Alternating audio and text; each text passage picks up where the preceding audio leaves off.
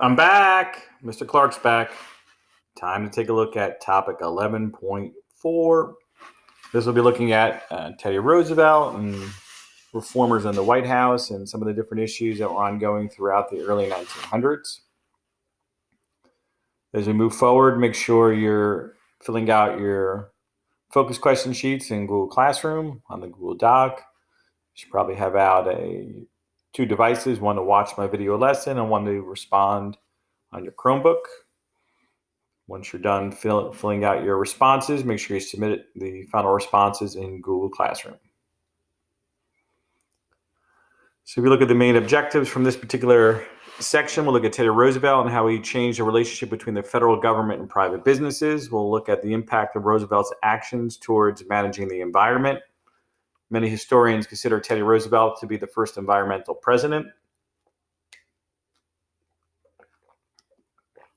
Then we'll compare Roosevelt's policies to his successors, William Taft, who took over after Roosevelt, and then Wilson, who took over after Taft. We'll look at the impact of Wilson's efforts to regulate the economy, as well as the legacy of the Progressive Era.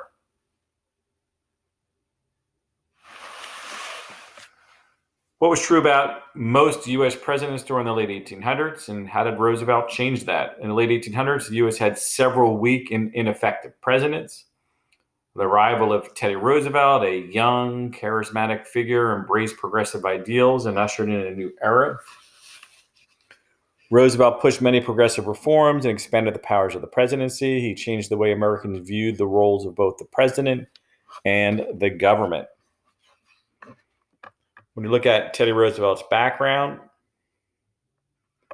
he was born in New York State, born into a very wealthy family. He was somewhat sickly as a young child. So he used his family resources to develop both his strength physically and his mind. He would go on to graduate from the prestigious Harvard University in 1880. He was smart, energetic, and opinionated.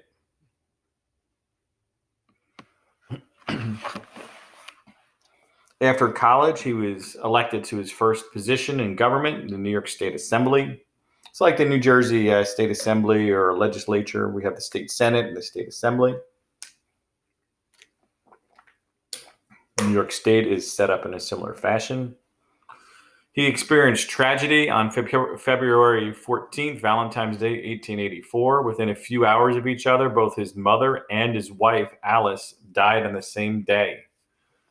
Talk about a terrible Valentine's Day, and Valentine's Day is probably ruined for Teddy Roosevelt moving forward. He went to kind of reach some sense of peace. He was in despair and grief, so he went and moved out west, developed a ranch where he developed his love of the wilderness and outdoors. 1889, he returned to politics as a president of the New York City's Board of Police Commissioners. He gained fame by fighting corruption in New York City. He fought against Boss Tweeds and other political syndicates or political machines during that period of time in history. President William McKinley noticed what he was doing in New York City and named him Assistant Secretary of the Navy. When the Spanish-American War broke out in 1898, Roosevelt resigned his post from the Assistant Secretary of Navy position, took command of a cavalry unit, and was very heroic as he charged up San Juan Hill during the Spanish-American War and became a war hero. Most people who are in a position of power to kind of plan out the war don't necessarily go to the front lines to fight the war. This kind of showed the spirit that Teddy Roosevelt had. He would go on to become the governor of New York State and the vice president under McKinley.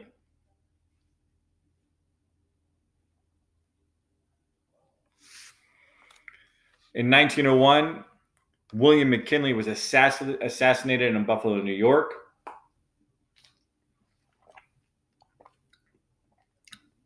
Teddy Roosevelt became president at age 43. And Teddy Roosevelt, still to this day, is the youngest president to have ever served in that capacity.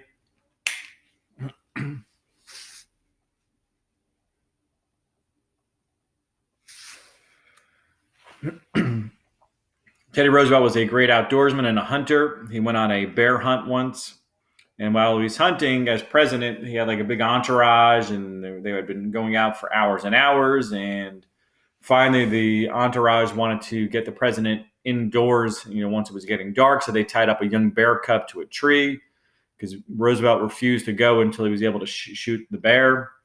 And what he did was he said, "That's not a sport." He said, "Let that bear cub go." And then the newspapers picked up the story, and then they came up with the idea of the teddy bear named after him.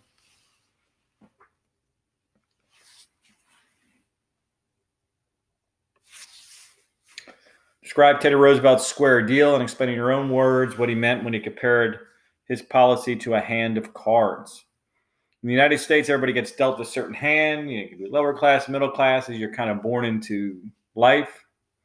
Sometimes you get dealt a good deck of hands or a good hand of cards, and you play your hand as well as you can. So if you're lower, middle, or upper class, you kind of make the best of your situation.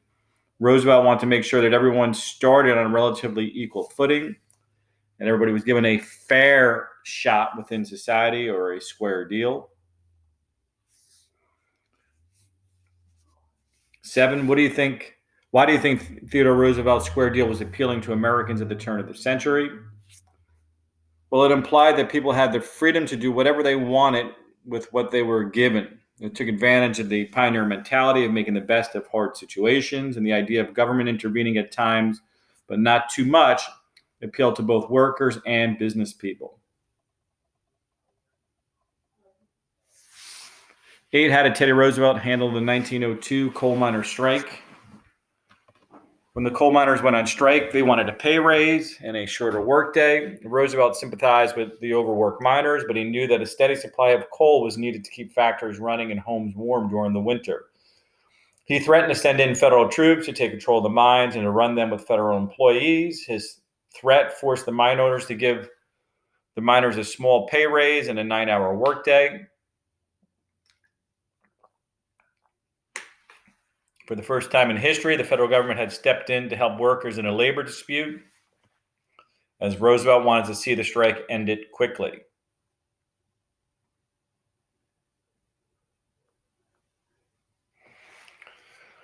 Question 9 deals with the positive and the negative effects of the creation of the Interstate Commerce Commission.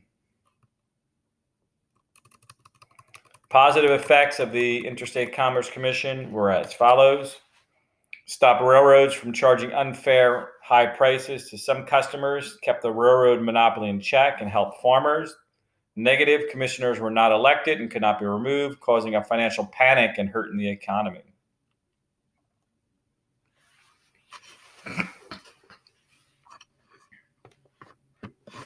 In 1906, Teddy Roosevelt got Congress to pass the Hepburn Act. How did this impact the ICC? It gave it even greater powers, allowed the ICC for the first time to set maximum shipping rates. This act also set maximum rates for ferries, toll bridges, and oil pipelines.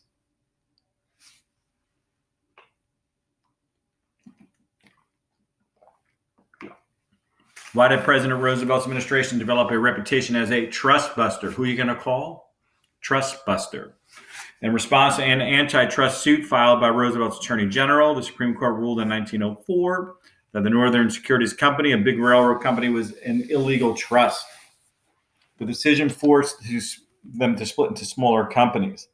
The next year, the court found that a beef trust and several other powerful agricultural companies had broken antitrust laws. If you look at the two visuals there, the one on the left are your big business owners, basically slamming a mallet or hammer down on the common folk.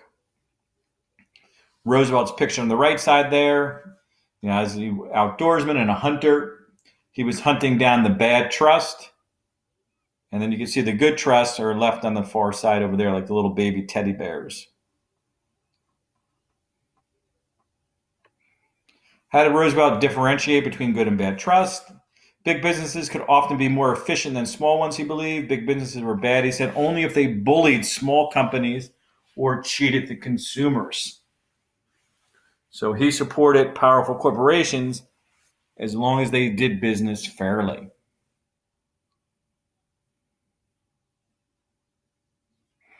We looked at muckrakers a little bit previously, but Upton Sinclair once again is back here with his book, The Jungle. In his book, he described the filthy, unhealthy conditions in the meatpacking plants.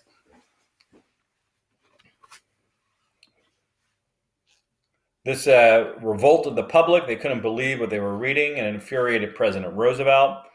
This led Roosevelt to get Congress to pass the Meat Inspection Act.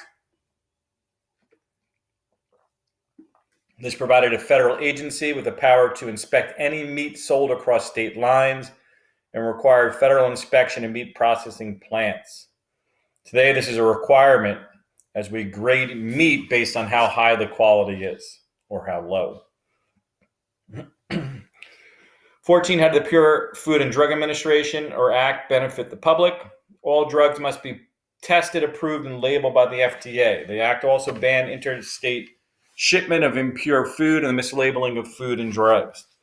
The FDA monitors companies to make sure people are not hurt by dangerous substances or dishonest labels. Just take a moment to kind of read through some of the different policies that went through in the legislation during President Roosevelt's presidency. Sherman Antitrust Act, the National Reclamation Act, the Elkins Act, Hepburn Act, Meat Inspection Act, and the Pure Food and Drug Act. So he certainly did have a number of accomplishments during his presidency. Next, looking at the environment.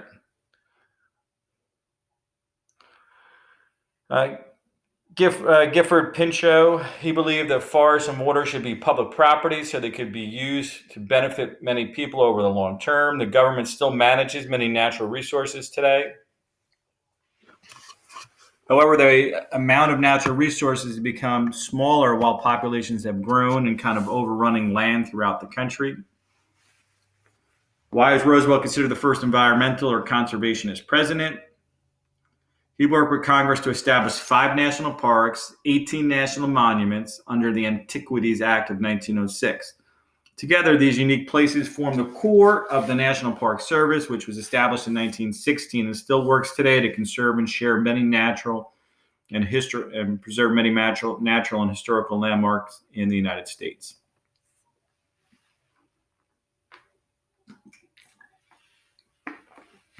In 1902, Congress passed the National Reclamation Act. What did it do? It gave the federal government the power to decide where and how water would be distributed. The government would build and manage dams that would create reservoirs, generate power, and direct water flow.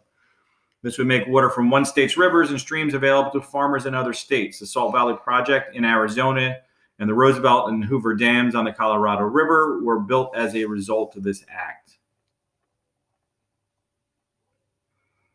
And you can see some of that there on the map. Okay, moving on to number 18. Why did Teddy Roosevelt not run for re-election in 1908? Roosevelt left the presidency after 2 terms. He had taken over with 3+ years left of McKinley's term, and he served 4 years again on his own, serving roughly 7 years in the presidency.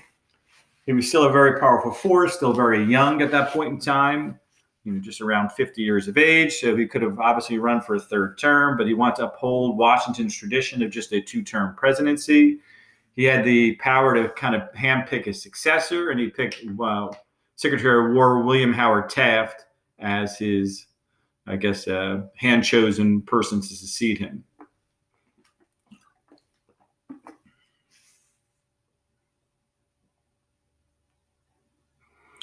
This is Teddy Roosevelt pictured here. That's Taft pictured here. And this is representing the little baby with Teddy Roosevelt's glasses. They're my policies. So basically, Teddy's passing his little baby on to Taft and hoping that Taft would carry on all the policies that he was in favor of.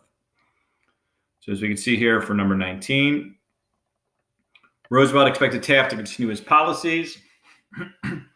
However, Taft deviated from Roosevelt's agenda and had ideas of his own. For example, he dropped the distinction between good and bad trust. Roosevelt didn't expect this and opposed this change. Roosevelt then decided to run for the presidency again in 1912.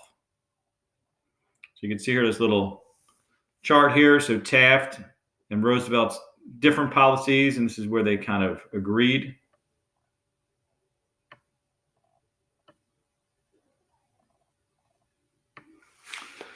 Roosevelt began traveling the country, speaking about what he called new nationalism. It was a program to restore the government's trust-busting power. He declared himself when he asked whether or not he was fit to run for the presidency again. He said, "I'm strong as a bull moose," and he vowed to tackle trust in a third presidential term.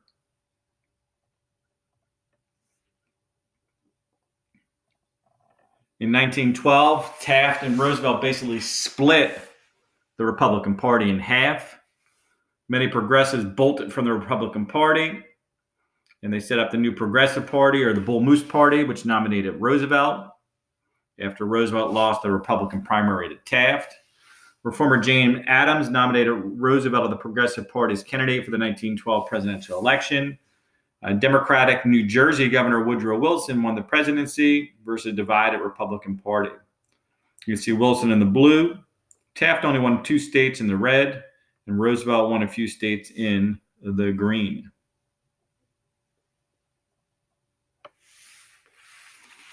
Compare Wilson's New Freedom with Roosevelt's Square Deal. Roosevelt's rhetoric used the metaphor of the card game, was a simple and to-the-point idea.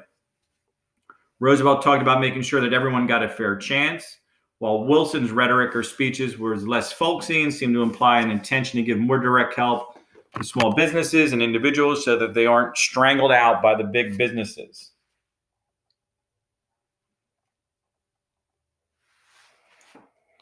'23, what areas did Wilson attack in what he labeled the triple wall of privilege? He attacked tariffs, banks, and trusts that block businesses from being free.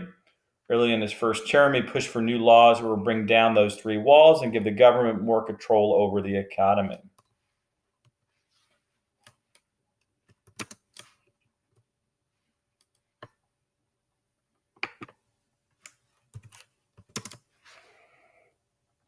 Okay, 24, why did Wilson choose to cut tariffs and introduce a graduated income tax? Wilson wanted to cut tariffs in order to keep businesses in line. He believed foreign competition would keep prices from getting too high. Many opposed the graduated income tax because they believed it would discourage economic growth. 25, how does federal monetary policy impact the economy? Monetary policy is the control of the supply of the money in circulation at any given time, and it carried out by a central authority. It helps impact and control interest rates with the goal of promoting economic growth and stability, controlling inflation and deflation. So in other words, the economy is a delicate balance, and the Federal Reserve helps to kind of balance that out. So 26, the Federal Reserve Act in 1913 was a very impactful decision. This law placed commercial banks under the control of the Federal Reserve Board, which set up regional banks to hold the reserve funds from those commercial banks. The system, which is still in place today, helps protect the American economy from having too much or too little money in the hands of any one person, bank, region, or within circulation. The Federal Reserve Board sets the interest rates that the banks pay to borrow money from other banks, and it supervises the banking industry to make sure they are well run. So when you see interest rates in the news going up or down, currently they're on the downward trend. That is from the Federal Reserve policy. In 1914, Wilson created the FTC, the Federal Trade Commission. Members of this group are named by the president to monitor business practices that may lead to monopoly. The FTC was also charged with watching out for false or misleading advertising or labeling. Okay, 28. How did the Clinton Antitrust Act impact businesses? Well, it strengthened antitrust laws by spelling out exactly what activities businesses could and could not engage in. These laws are still in effect today, protecting both businesses and consumers from abusive business activities. 29. Why did Wilson choose to intervene with the Adamson Act in response to a national railroad strike? He believed, Wilson did, that the railroad was essential to keeping commerce moving and keeping the country running. He was afraid that if railroads stopped moving coal and food, people would freeze and go hungry. And lastly, the legacy of the progressive era. What was the most significant contributions of the progressive presidents, Teddy Roosevelt and Woodrow Wilson?